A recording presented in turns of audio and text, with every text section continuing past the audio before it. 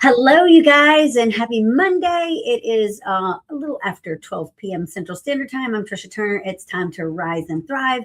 This is a podcast coming to you every Monday live, somewhere around 12 p.m. ish Central Standard Time, to bring you positivity about something to do with faith, family, finances, and fitness, and being in the real estate industry, which is where I am.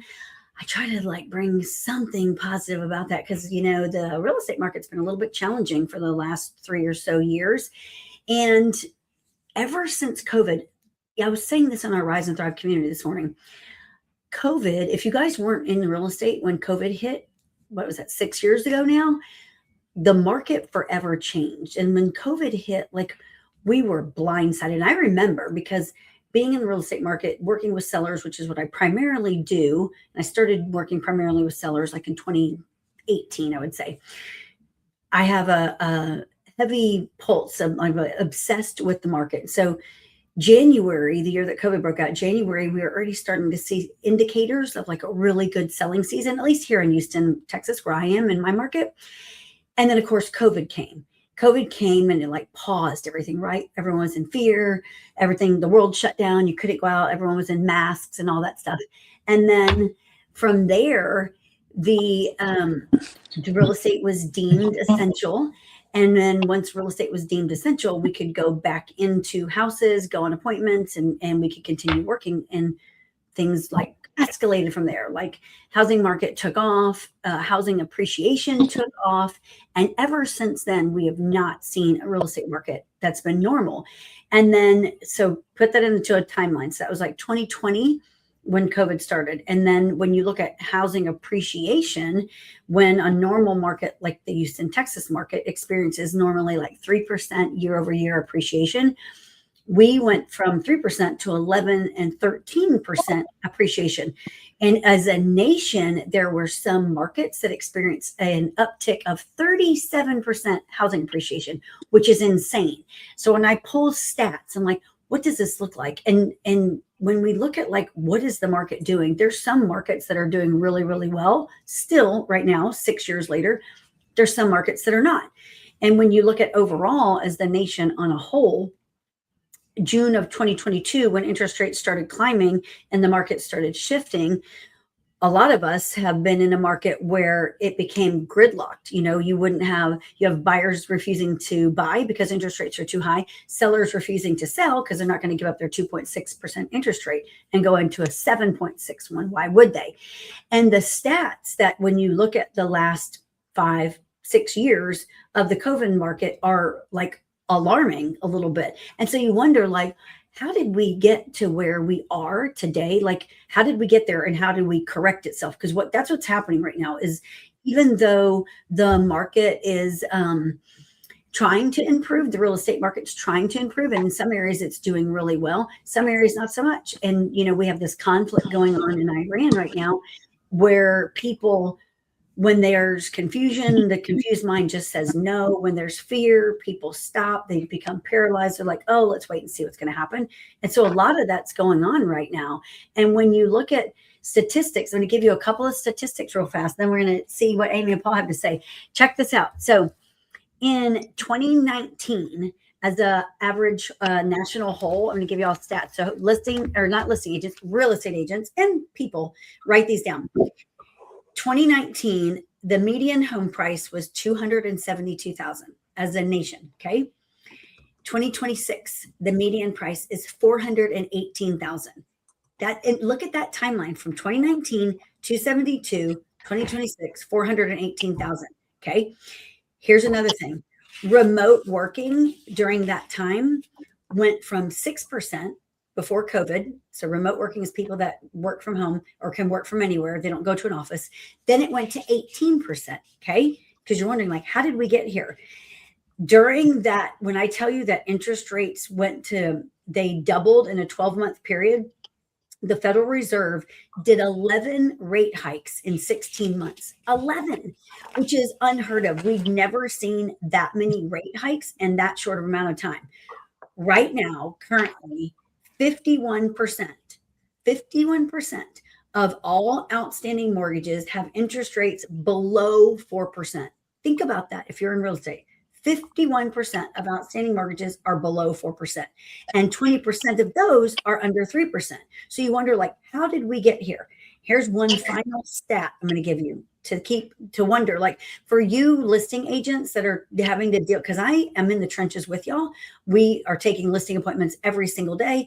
I'm on listing appointments every day. I'm running numbers for homes every single day, not exaggerating. And I have conversations with weary sellers almost daily, like, why isn't my home selling? Why don't we have offers? Why don't we have anyone in open houses?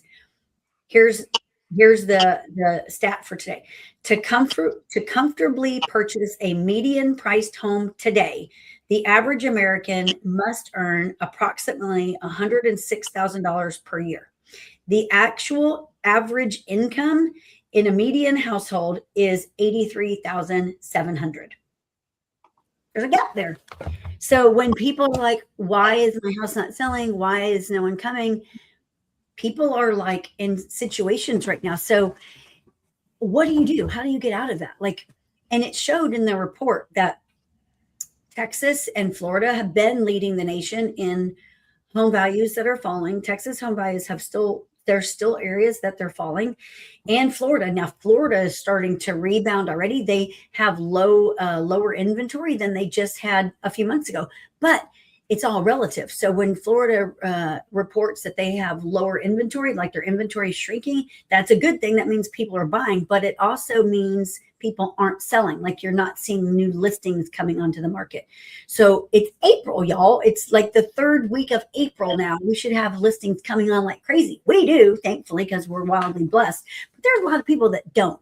And so when you're looking at your profession, if you're in real estate, what should you be doing in order to be differentiating yourself from others, in order to actually to be successful in your career? You need to be working smart. You need to be going out there every single day, not trying to be the lunch bunch, but actually being a dedicated real estate professional, knowing your craft, mastering your craft, being the expert, showing up, knowing your numbers, knowing these stats, so that when you go into a seller's home and they're like, I want to price my home here, and you do the numbers and the numbers are down here, instead of you going, oh, okay, you're actually doing what you should be doing, which is explaining to the seller why we can't go here and why their home's really worth here and what it's really going to sell for, which is here. That's reality, and that's the market that we're in. So there's a little quick market update while I waited for Amy and Paul to jump on. Maggie's not with us today. Hello, you guys. Good morning. Amy just came from hi, Paul. You look frustrated. You're muted. You're muted. Paul's muted. Okay. Paul is mute. He's on the phone. Amy, did you just come from a closing? Where were you at? I was at a buyer consultation, and it's interesting because so a week ago, or maybe 7 to 9 days ago, I was reached out by this particular buyer, and she said, I'm a cash buyer. I'm ready to go. And then within 24 hours, it was the day the stock market really shifted. She said she talked to her financial advisor, and she said, I can't buy now because I just lost 20% of my money, and I'm a senior citizen. So I've been having to watch the stock market daily and give her updates. I am now a financial advisor. And so I let her know this weekend, I'm like, look at the trend. It's there, we had talks of peace. President Trump was supposed to be signing a peace treaty. Now, did that happen? No, but it did. Just the talks of it helped the stock market push up. It was like 142 points, right? Of course, now it's been a little blip, but the blip is not so terrible and tragic that she's like, you know what? I still have enough money. So we were talking about the best location for her, and I was doing a tax analysis because every dollar counts because of the appreciation and because where the housing prices are. People are looking at, okay, I'm a senior citizen. What exactly is going to be my tax bill? Yeah. And I'm, okay, Chat GPT, here's the address. What is her tax bill? She's a senior citizen. And so I was breaking it all down for her. And so a call that would have normally taken me 10 minutes took me 45 minutes because I had to give her so much data on every home. And the buyers are being so cautious, and they're being so just leery of what their outgoing money is going to be every month.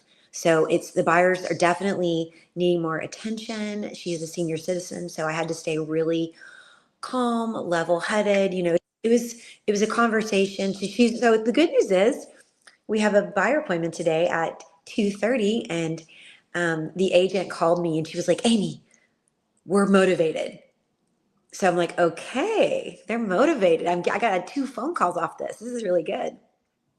Wouldn't you say it's safe to assume, if you're a real estate professional, I think this is like the new norm. I would at least prepare for this for now, whereas you can't just expect to half-ass your job. Like, it's going to take more time, energy, and effort to get to the outcome, whether it's a buyer or seller. 100%. And I Mhm. actually, today I booked another seller appointment, and she told me, she goes, "Amy, I'm newly married. I have a home to sell in spring. My husband has a home to sell in Tomball. We have kids that have moved back home because of the economy. So she's got the bounce back kids." Yep. And I'm hearing that so often right now. So many of my buyers and listings, they're making changes because they're having generational adjustments, is what I'm Yep. calling them. I And like it's that. where, yeah, it's generational adjustments, because you think, okay, my kid graduated from college, he's married. This call I had this morning. He's married, but now they can't afford to buy, and they don't want to rent because rent's so high. So they're bouncing back. So now we have to move into a bigger home to support the kids while they save to buy a house for the next 12 to 24 months. Yep. And I'm like, okay, so it's affecting listings and it's affecting buyers on both levels. So It it's is. very, It's, like we took a call this morning. Paul talked to him first, actually, and the guy is in a situation. They've been out of work, both he and his wife. She's still out of work. He said now over a year, and they are in a situation now where to better serve their family and take care of their family. They have equity in their home. They need to sell and just regather what this looks like, and restructure their finances while they try to find employment for her.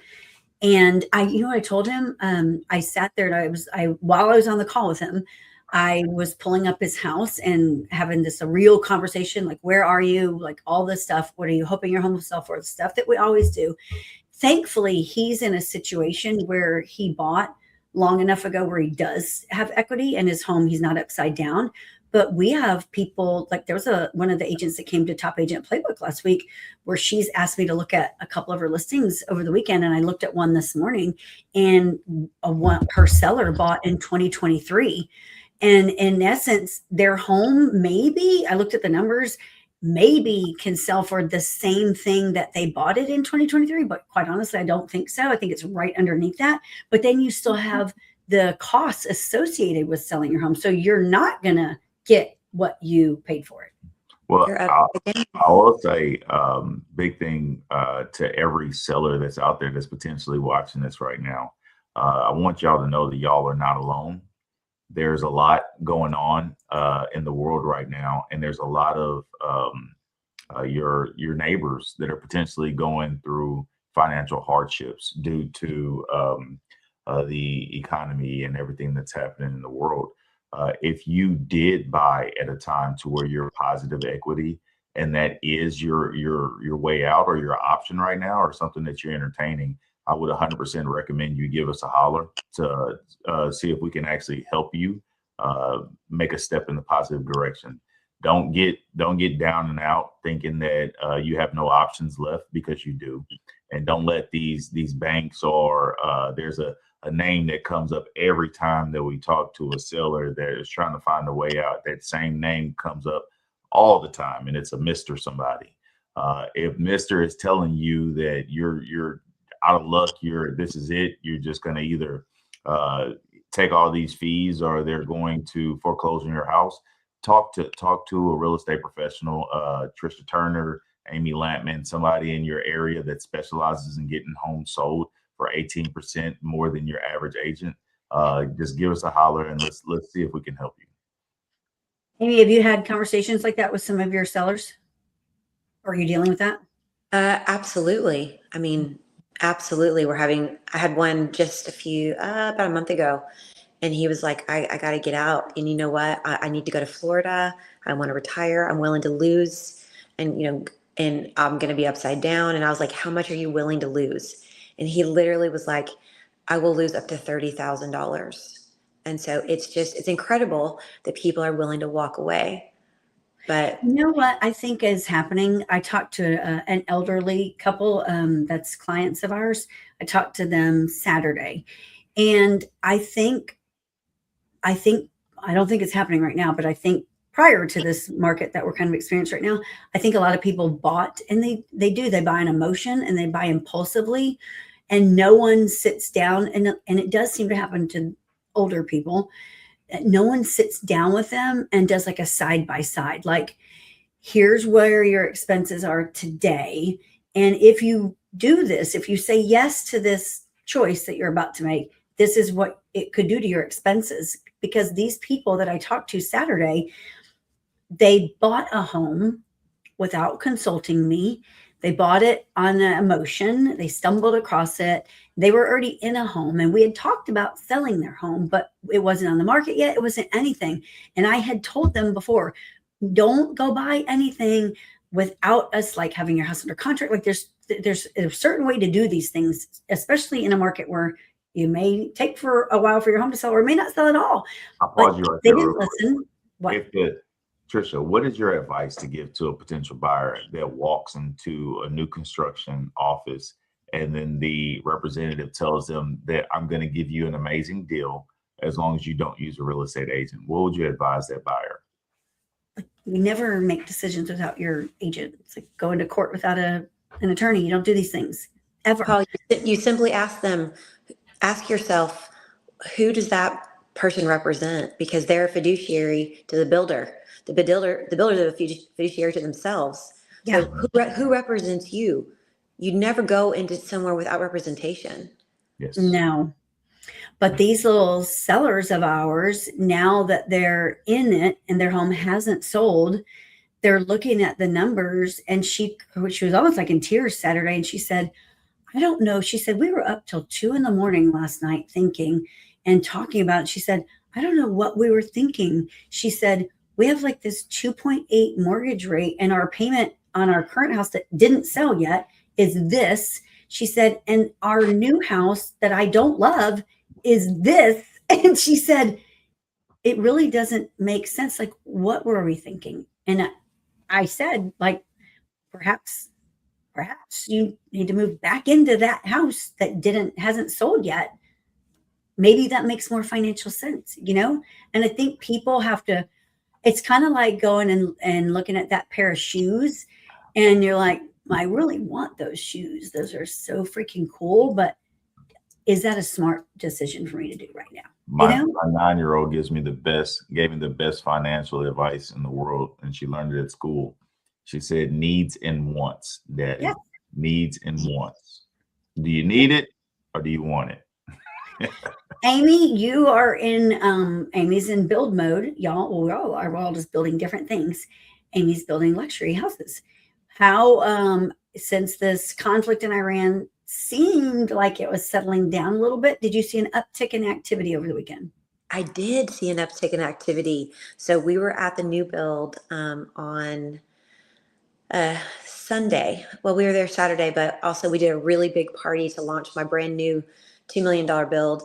I'm not the builder on that one, but I'm the realtor on that one. And we did a big party from 11 a.m. to 2 p.m. And we had, if I were to guess, probably 60 people come through. Good. And as far as buyer families, we had close to a dozen buyer families come through, which was incredible. And I took notes. It was very interesting, what they were doing, what their strategies were. And in the luxury market, it doesn't seem to be affecting them nearly as much. And so I met a couple, they were like, oh yeah, many of their houses are either paid off because they had that really low interest rate, and then they got a bonus at work. And then they're high level corporate people, or they're business owners. I met several people that sold their own companies, or that ran their own company. So in that world, it's a lot of entrepreneurs, and they are different with their money. They're not living paycheck to paycheck. They're looking at things still closely, but it's in a different form. We bought our house smart. We bought it in 2018. We bought it for 400,000. Now it's worth 800,000, and we don't know anything. Though our down payment is 800,000. I'm like, okay, now we're talking big money. So it's such a different market out there. And I picked up several potential listings, buyers, and then build clients this weekend. It was a very, very good, productive weekend. I love hearing that, because a lot of times you hear like negativity, right? And even if you have only one person that comes through your open house, like a lot of agents, like, I only had one person, but it only takes one. Like, it only takes one to come through there and fall in love with that house. That's it. Or be a seller that wants to sell their house, and then you have a potential client. The numbers show, and I said it on our Rise and Thrive community this morning, if you focus on the average is 20 conversations, or 20 people a day, 5 days a week. So 100 talking to 100 people in a 1 week period. That's how you maintain like a steady flow of business. And people are like, I don't know how to do that. Like, how am I going to get to do that? Well, you just talked to potentially 60 yesterday, Amy. That's true. I talked to 60, and that was specifically through open houses over the weekend. Yes. And my goal is to have open houses at all my listings. Of course, I'm only one person, but I depend on the team. And luckily, my family members are realtors. But another way I'm getting business right now, I'm getting referrals, of course. But another way I'm getting business is I've recently joined a Mahjong club. So we are playing Mahjong on Mondays, every single Monday from 6 to 9 p.m. And would you believe I've only been doing it now for, I think, 5 weeks. And I have 2 listings, 2 builds, and a land acquisition, all from that club, just from just talking to people and not really promoting myself as a realtor, because I went in there to have fun. It's fun, but it's networking at the same time. But the question I asked the lady who's giving me all of these opportunities to list and sell for her is, or list and buy for her and build, I asked her, I go, where do you live? And that simple question, she started talking, and I just paused and I let her tell me her story. So I think right now, if agents, right, if they really want to grow their business in this kind of economy, people want to be heard. They want to tell you their story, the story of, hey, my kids are moving back in with us and we're struggling because we're in a 3-bedroom. Hey, I just got married, was her story, and now I have a house that's paid off. My husband has a house that's paid off, but we want to live together, and now we have a bounce back kiddo. So theirs was it was a puzzle, right? So immediately I started listening to her, and I said, oh, by the way, I am a realtor. I didn't start with I'm a realtor. I just started with getting to know her, right? And she goes, Amy, no one's ever offered to help me figure it out. And so we've been living for the past so many months with 2 houses, and then my son bounced back to us. So we bounced in between the 2 houses. And I thought to myself at that moment, I was like, really, what? People just aren't listening. So I think it's so powerful. I think we have one mouth and we have 2 ears for a reason. And when people are in a moment like we're in right now, where, there's a war, and then the economy's up and down, and real estate's bouncing, it's very volatile, right? I think right now, the number one very best thing you can do is open up a dialogue and just listen to people, because you're going to hear clues and you're going to hear problems, and then you simply become the solver. Mm-hmm. And when you become the solver, listings and buyers will flow to you. I love that. It's so crazy, because I'm not one that pays attention normally to the news, but I'm paying attention to what's going on right now, because it has a direct impact on our economy, and of course, interest rates and sales and all of that stuff. So I'm paying attention to this one, and it's kind of a big deal, but I believe that in a good outcome always. I'm always one that believes good overcomes evil always. You just have to stand firm on your beliefs. But I was at a workshop last week, and the guy said this quote that I'd never heard before. And I found it so profound. And he said, some people die at 25 and then they're buried at 75. And I thought about, like you just said, like, just stop and listen. Like, and what it means is, like, people become complacent. Like, my life is what it is, and this is all I'm ever going to be, and I'm not going to try, and I'm not going to go do anything differently, and I'm not going to push hard. This is my life, and I'm just going to work and retire and then die. And they do. And so many people get wrapped up in that. And we're so wildly blessed to be not in that mindset. But I think you have to protect your mindset from getting sucked into that, because the world can want to take you there. And there's a friend of mine that I just found out that he passed away today, and I found out through social media. And I don't even know yet what he died of, but like, he was young, and like, that's so sad. Like, so for the people to die at 25 and get buried at 75, like, that's not okay. You gotta live life to the fullest every day. Absolutely. And Mhm. I think that you also have to be really mindful of who you surround yourself with. Mhm. So whether it's, a networking club, or whether it's, your business partners, I think that can really change the trajectory of your life. And I think that it can help you move forward and live the best version of your life and be the best version of yourself.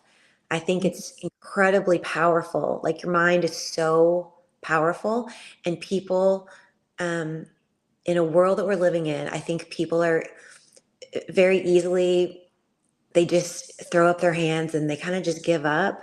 And then those are the people who slowly stop paying their mortgage. Then they're in distressed sellers, but then they just stop cleaning. And it's just like a bad cycle. So I think really putting positivity into the world and being more willing to listen, I think will really change life on so many levels. Yeah. This guy that we talked to this morning, that when Paul answered the call, he called, and I had him on speakerphone when I took over and started talking to him about his house. And he said, I felt like I was so alone in this, he Yeah. felt like he's going through something, but nobody else is. And I'm like, that's what I told him. I was like, you're not alone. Like, you have no idea the amount of people that we're talking to that are in worse situations as you. You're actually in a situation that's salvageable. Thank Mhm. heavens for that. And your Yeah, house is going to sell. there's plenty of people that are in a situation right now to where, I mean, if it matters to you not to have a foreclosure on your record, there's people that are literally going to go to closing paying money on a home they've owned for 2 years or 3 years. I mean, in this world, it's easy to go in your own head, and the media does not help you get out of your own head. Only you or your circle can. Crabs in the bucket is the thought process. If the people that you're around all the time are just pulling you down in life and not supporting you, you just need to find new people. Um, but I will say a strong mindset will get you through. And stop paying attention to what the algorithm says you should pay attention to. Figure something else. Go walk, go exercise, go pick some weights up and throw them around. I want to tell y'all something though, just to change gears real quick. Um, so many people are driving me nuts, absolutely nuts, with this word agents. I have a bunch of agents working for me.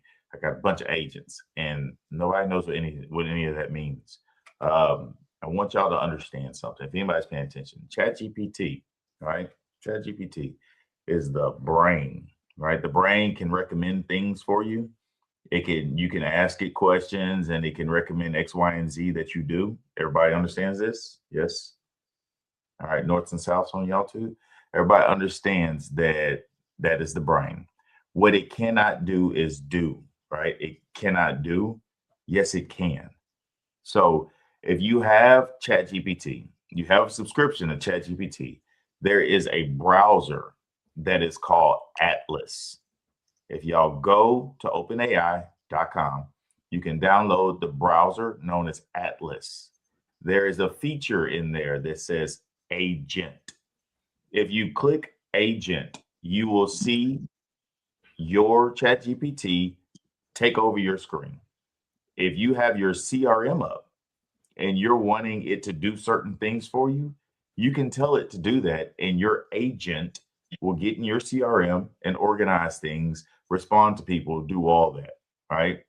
The only catch that you need to understand, if you're using it, the chat GPT that you talk to on an everyday basis and the agent in Atlas that you talk to are two different people. They're two completely different people.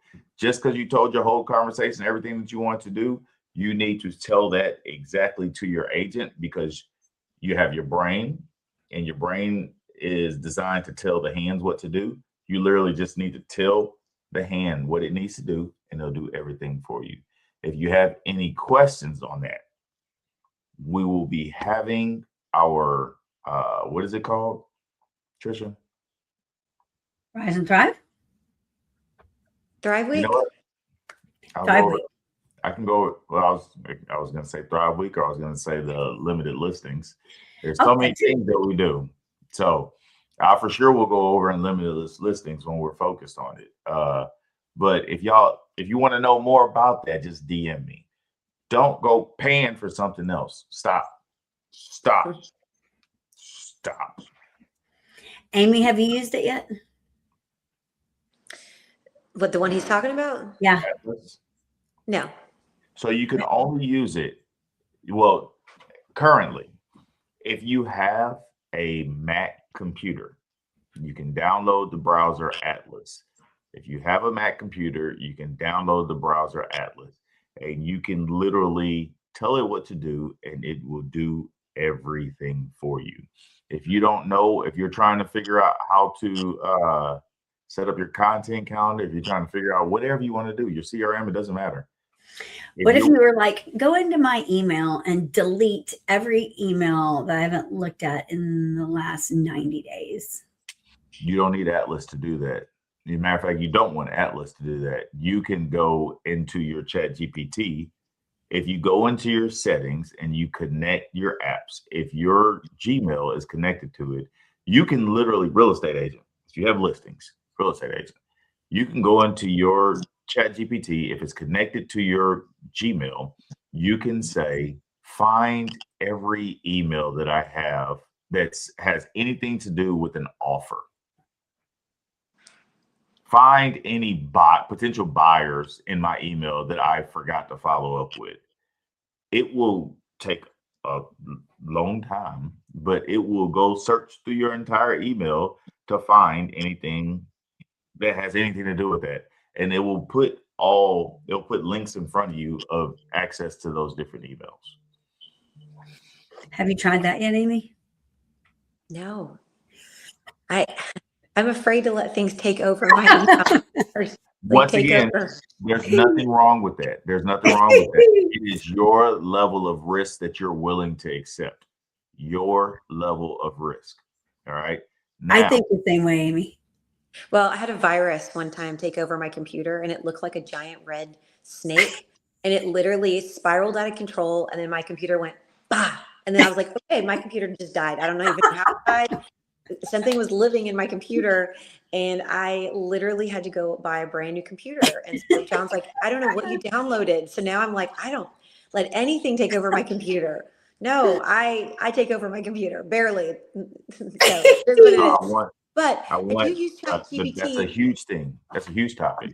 Well, I use ChatGPT for a lot of things, a lot of social media, and I ask it a lot of questions. And today it analyzed that tax rate. So I use it all the time, but I use it in my little safe way that I feel like I control it, not it controlling my things.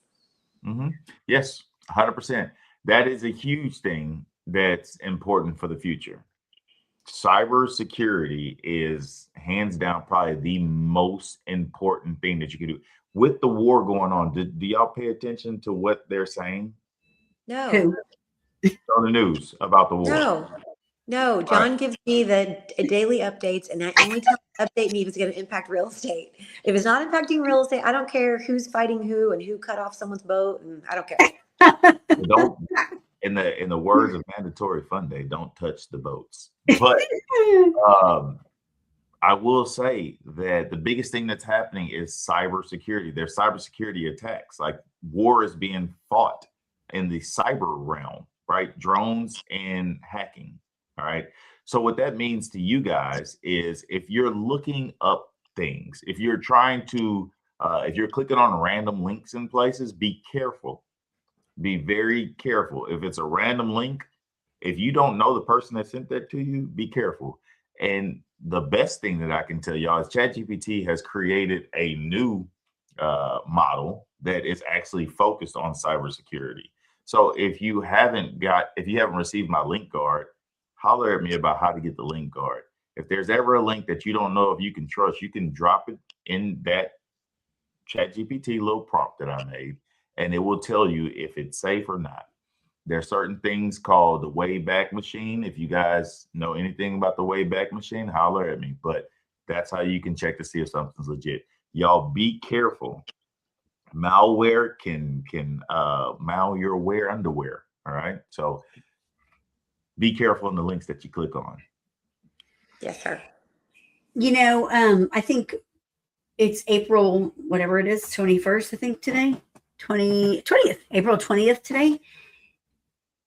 I'm very optimistic about our selling season. I think that we all in the real estate world been doing this for a while. We know that I think we had high hopes for the selling season, and maybe those hopes were aspirational because we've been like kicked down the curb for so freaking long because of these damn rates. But at the end of the day, like, no matter what the market does, we are still out there buying and selling homes and helping people every single day, because this is what we do as a profession, and we do it day in and day out, and we surround ourselves with people doing the same. My biggest thing is that I feel, and I think it's just the way that I'm made, I feel bad for the people, the sellers and homeowners that don't understand the market that we're in and have to sell right now and are dealing with, because it's like, I was talking to one of our sellers last night, and he said, I've been trying to sell my home for 2 years, and now not with us for 2 years. He's been with us for the last 6 months. And I said, I know that, sir. And he said, I don't understand this. Like, and he's in New York, but his home is here. So he's an absentee owner. And he said, I don't understand this. Like, what? Like, no one's coming. I have no offers. Like, we've done price adjustments. He even just put a new roof on because he saw showing feedback from a couple of the showings where they had questioned the roof. So he went and put a new roof on. And I said, sir, I get it. Like, I wonder that myself, but if we only had like one listing that we were watching, but no, we have like 35. And this is one of the worst markets we've seen in a decade. Mm-hmm. So what I can tell you is that we're doing everything we can on our end, and we're only going to do price adjustments if they're going to be effective. And I think what ends up happening in the real estate market and industry is that agents don't know what to do because we've never seen this kind of a market where it's like gridlocked. And so they're like, well, let's just do more price adjustments. And what they do is ineffective price adjustments. They do a $2,000 or $3,000 price adjustment. Well, that's fine and dandy if it's going to get you into another bracket or another set of eyes, or you're just trying to make yourself pop, like looking like a new listing just to get in front of another audience. But if you're just doing these little price adjustments like that, all you're doing is showing us that are aware of the market that your seller's desperate. And like I told this man last night, I said, I'm not in favor of us doing another price adjustment. We did one, and you're now priced where you needed to be. You're priced in the right bracket. And we did this price adjustment, unfortunately, right before this conflict broke out. So we really haven't gotten to see if it was effective yet or not, because people are still paused. So I told him, let's pull off the market. I told him this last night. we're going to pull off the market in the morning. So we did. We took him off. We withdrew it this morning. And I said, let's wait. You're either going to go back on the market this Thursday, or we're going to sit till next Thursday, but we're not going to adjust the price because you're where you need to be. And I said, and the thing that's going to differentiate when we go back on the market is what this ceasefire does. Do things go peaceful this week and we get out of this and interest rates go down further because they're down right now? Or is it going to be another stall and we have a better week next week? It's going to be better opportunity, do I believe, for the seller to have this, first time back on the market this week or next week. And that's the kind of stuff that we have to pay attention to. And people that aren't doing this for a living aren't thinking like that. People that aren't doing this for a living are like, oh, let's drop your price. Let's do another price drop. Let's take another $2,000 off. It's like, you look like an idiot. Yes. I have a question for both of y'all. I want to see y'all's response to what Fox Business said. They stated data is showing that the market is actually picking up heading into spring. Listings are up, buyer activity is increasing, and we are seeing momentum build going into April and May. False. Well, I will say that this weekend definitely was busier than last weekend. So I definitely feel like it's pushing up. I have buyers that were pausing. Now that the market did a little bit of a bounce back, they're circling back to me. I have people now ready to list. So I do feel like it's getting a little bit better, not like incredibly, not like life-changing, like having 17 appointments a day, but definitely my phone's ringing again. And sometimes I'm doing outbound calls, which is kind of the opposite, right? Because I'm hunting for business. Yeah. But if I'm having inbound calls and inbound text, which happened today, then that is the market saying, hey, we're ready, let's go. I will tell you something about the Woodlands, Amy. I don't know if y'all noticed this, but everybody knows that Sam Altman, the CEO of OpenAI, his home was bombed by a young man, a 20-year-old young man. He went to Sam Altman's home and threw a Molotov cocktail at his fence. And then he later proceeded to go to OpenAI's headquarters and let them know that he was going to blow it up. He has now been put in custody and he is facing charges. But when this first came out, I'm going to tell you, this is how you know that your market is safe. And I don't know, the powers that be control everything that be about it. But when the articles first came out, it said that this young man was from the Woodlands, Texas. It said that he was from the Woodlands, Texas, 20-year-old. Y'all can look it up. The crazy young man. But he was from the Woodlands, Texas. And now they have completely fixed that. It says Spring. He was from Spring, not the Woodlands. They made sure they got that straight. So the Woodlands is always going to be a great place. If you got people over there watching after your SEO left and right, safe investment. But yeah, crazy. I'm curious, Amy, because I don't pay attention to the Woodlands market because that's your area. Have you seen on a local level, prices adjusting down this year in the last 4 months? Definitely prices adjusting down. Okay. It's definitely, our market is kind of like its like own little bubble, but it still slightly affects us. Now, what I will say is I'm not seeing it affecting Montgomery as much. So Montgomery, a little bit north of the Woodlands, seems to be safer. We're having a lot of traction up there.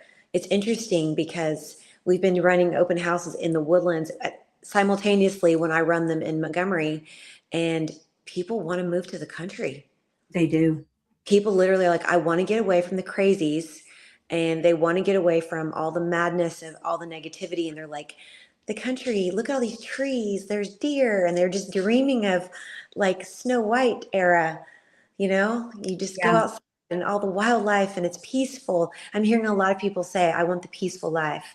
I want to really embrace the outdoors. And so I think that I think that the rumor I heard from a luxury builder about 2 years ago, and he said, Amy, all the forecasts based on the post-COVID era are showing that people want more space, and not just space in their homes, but like outdoor space. Yeah. So acreage communities are becoming more and more popular, especially up here in the north. I don't know how it compares down south or down west, Tricia, but people want acreage up here.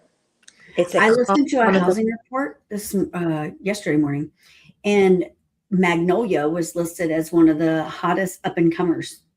Yes, and Magnolia is right next to Montgomery. I'm Yes. telling you, wildly. And even speaking with the developers there, so I've got some inside information about JDC and where they have land. And let's say that I'm building in the right location because they have a big strip of commercial property, and there are billion-dollar deals being made that will highly impact Montgomery County. So if I could say I could see the future, I'm looking into my crystal ball, and I'm telling you that buyers are coming. And if you build a custom home, so you have to be at that level, right? I'm not talking about a builder like not a D.R. Horton or a Perry or a Lennar. Yes. I'm talking about custom home level. So say 800,000 up, okay? If you're at the level where you can do that, I can forecast and predict that you will be in an amazing equity position, unlike other people. Yeah. Unfortunately for them, but fortunately for people that can afford it. So It showed on this report that Magnolia, Fulshire, thankfully, were two of the up and coming hottest markets, and Bridgeland. And Bridgeland is like its own city that's developing with the Toro Center and something else it said that's coming in Bridgeland. I don't remember what it was, but it was something big. And I was like, that's interesting. Because if you look at Bridgeland, like they've expanded like crazy across 99. They're like a Cinco Ranch. They are. And the thing about Bridgeland, well, there's good and bad. The good thing about Bridgeland is the location. So it's very central. You can get to town, you can get to the hospitals, you can get to the airport. The bad thing about Bridgeland is the taxes. So taxes in Bridgeland are typically over 3%. It's in Harris County. So I compete with Bridgeland quite often because people are like, we're deciding between Bridgeland and the Woodlands, or Bridgeland and, Magnolia, Montgomery. And I'm like, well, you decide. Do you want to drive a few more minutes and have more land and get a better equity? You get better equity if you go north. You get lower taxes, and the HOAs are very reasonable. In these luxury communities, it will blow your mind that the HOA fees are about $750 to $800 a year. That is crazy. Yes, Wow. in Bridgeland, they're much higher, and their tax rate, double. and then their tax rate is like in the mid threes. It is. There's even one community, I'm not even sure which one it was. I heard about it last week, where it's 3.9. I know, it's ridiculous. Up where I'm building in High Meadow West, 1.5. That's crazy. And where I'm going to That's start beautiful. building my next community, which I will not name yet because we are signing things that are top secret. But in the next couple of podcasts, I'll be able to share. But that tax rate up there is 1.3, and we are a 7-minute drive from Lake Conroe, high and dry, acreage, luxury, gated. Stay tuned. Stay tuned. People That's don't a teaser realize for the future. when those tax rates are that different, like you could go buy a $1.5 million home with that low tax rate and have the same payment as like a $700,000 home with a Cane Island tax rate or a Bridgeland tax rate. For sure. Exactly. Crazy. Mhm. Crazy. People don't understand that. And it's that like, accessibility. oh my gosh. Hmm. And the appreciation that you'll get, just proximity to the lake. Yes. So, well, you want to know something funny?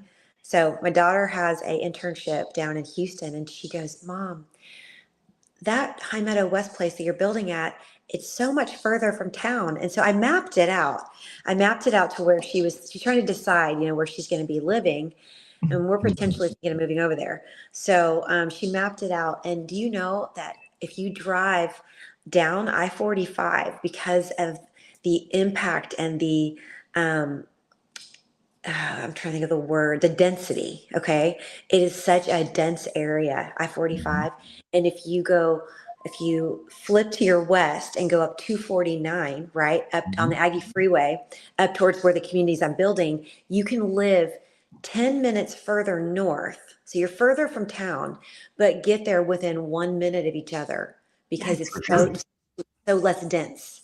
Mm-hmm. And when I showed it to her on a map and proved it to her, I was like, you drive a little further, but guess what? You're not sitting in bumper to bumper traffic. I mean, we see that every time we go to the airport. Like literally, if you take 99 from Katy and go all the way around to the Hardy Toll Road, or if you choose to take I-10 and to the Beltway to get to the airport, Gridlock. you'll probably get to the airport taking 99 all the way around to with the Hardy Toll Road 15 minutes before you get there off I-10 in the Beltway. 100%. It's the congestion. It's where everybody is centrally located, and it slows everything down. So sure, add more miles, but the time is still the same. You know what? Peace and serenity to be able to just drive, even if it's a little further than to sit in, excruciating traffic. I mean, I'd rather live a little further out personally. So don't be Same. surprised when the sold sign goes in my yard.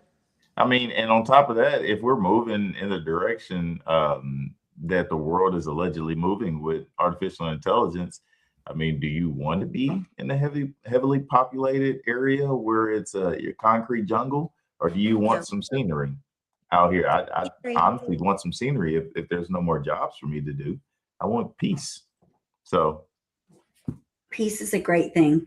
My prediction, well, and my section here with my prediction, normally the market, most homes are listed in March and April, sold in April and May historically. And then June, a lot of times kind of wraps up like our busy selling season because people want to take summer vacations and they've got their kids signed up for school. And usually after 4th of July is when we start to see a decline in the housing market transaction count. I think and predict that we're going to do the reverse this year, because if I'm a buyer, I'm just being hypothetical. If I'm a buyer and I'm concerned about what's going on in the world right now, or I'm thinking, like a lot of people are, that I'm going to wait for this conflict to be done because then interest rates are going to go down and there's going to be more homes on the market, because that is a concern. We do hear that a lot, that there's just not any good homes on the market, there's a lot of that. If I'm a buyer and I'm waiting, I may say to myself, you know what? Like, I'm not going to freak out if I don't find a home till end of June or July. I think we're going to have a longer, more sustained selling season rather than just a quick spring season's here, bunch of houses under contract, and then a die off. I think it's going to be more sustained. What say you, Amy? I agree.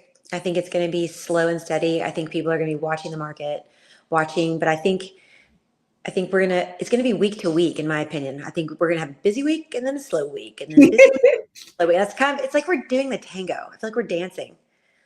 So I'm just going to plan a family vacation and not worry about what kind of crazy war we're having across the world. I'm going to listen to people and problem solve and do the very best I can to show people the opportunity of living in the country, living with low tax rates. And I'm going to build more. I'm actually going to double down and I'm going to build 2 more houses right now. And if real estate agents would just get up every day, who cares what the market's doing? Just do what you're supposed to be doing every day, consistently. You'll get business. There's people that will buy and sell homes forever. Like, it doesn't really matter, like Amy said, what ships are being taken over or what boats. We're gonna be just fine. Everybody's gonna be just fine. We just have to stay focused. I was trying to think of what Anthony Lamacchia said on that call. Was it diamonds, divorce, and diapers? Something like that. Yeah, people are always, that those big things are always going to happen. But the person that is staying consistent and living off the calendar, you'll be fine. Or you could just decide to be a bull rider, like that picture in the back of Tricia's in her actual view, if she ever showed it. Just try to latch onto the bull and hold on. Or you could just guide the bull just because you're being strategic about what you're trying to do. Here, I'll tell y'all, this is something I wrote down the other day. 2 things I wrote down. I was like, okay, here's one. Be careful how you talk to yourself because you're always listening. Isn't that so true? Like we tell ourselves these things, but we're the ones listening to our own stupid thoughts. And then the other one, here's one that just marinate on this for the week. You can either fit in or you can stand out, but you cannot do both. I'm going to stand out. That's right. You don't want to fit in this market. You want to stand out. Amy's doing things differently. She's decided, you know what? I don't really want to do that. I want to do this now. And so I'm going to refocus my effort and energy and time into building this. This is what I want my life to look like. And she's being wildly successful. And she's just getting started. Paul and I are going along the same path, except for we've become more focused in a different thing, all real estate related. We focus heavily on like training, clearly on training agents. Amy does all of that with us too. And it's like, at the end of the day, you have to decide what you want your life to look like. You have to decide how successful you want to be. And then what are you willing to do to make it happen? Are you going to just sit there and wait for your ship to come in? Because that is never going to happen. You have to swim to it. Swim for your ships, you guys. Stop waiting. Yes. Final thoughts, Paul. Well, there is a great proverb that came out, and I think it went something along the lines of, "You've got to fight for your right to party." The proverb, Bruto. Yeah, you got to fight, man. Don't look, man. If you want to go with the groove, go with the groove. If you want to get out and separate yourself from everybody else, separate yourself. Right now, what identifies you? What makes you the individual? What's special? What can you bring to people that has value? So identify that and go deep on that. 100%. You got to fight for your right to party, baby. That's right. That's perfect, Paul. I say whatever you focus on expands. So you have to make the decision today what you're going to focus on for the week. And then you go hard. You 10X it, just like Grant Cardone says, and you don't make excuses. You literally make an appointment with yourself every day to get up and refocus on the same thing, because that's what's going to make you stand out, honestly. So whatever you focus on expands. So don't focus on the war, because then you're in a war in your head. Focus on, if you want listings, if you want buyers, focus. I want new builds. I want people to buy land. So guess what? I have 4 lot closings. That's right. Love that. Speak yes. it. Yes, love it. You guys tune in every Monday. It's time to rise and thrive with us at noon-ish Central Standard Time. Watch for our next events, which we'll talk about next week, because we always have Top Agent Playbook, but we have Thrive Week that's coming up in May. So watch for that. Stay tuned. And if you want to join the morning community, always go to joinriseandthrive.com for more info about that. You guys have an amazing week. Peace out. Bye, y'all. Bye.